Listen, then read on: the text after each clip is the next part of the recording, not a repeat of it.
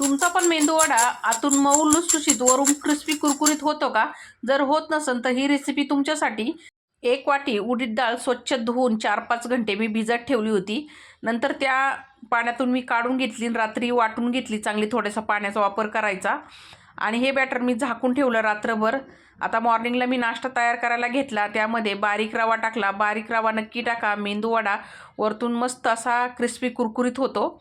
मस्त असं फेटून घ्यायचं परत हे बॅटर आणि नंतर फेटल्यानंतर थोड्याशा पाण्यामध्ये टाकून बघायचं. बॅटर जर वरती तरंगायला लागलं तर समजायचं आपलं बॅटर परफेक्ट झालेलं आहे. नंतर त्यामध्ये पाव चमचा खायचा सोडा आणि चवीनुसार मीठ टाकायचं. मस्त असं फेटून घ्यायचं परत. आता मी इथं चहाच्या गाळणीवर पहिले बनवून बघितले तर ते काय व्यवस्थित बनले नाही. नंतर झाऱ्यावरती ठेवून त्याला छेद केला बॅटरला आणि ते गरम तेलामध्ये टाकून आलटीपलटी करून मस्त क्रिस्पी कुरकुरीत होईपर्यंत फ्राय करून घेतले. तर मेंदूवडा तयार झाला मंडळी. या तुम्ही पण खायला. भेटूया पुढच्या व्हिडिओमध्ये. धन्यवाद.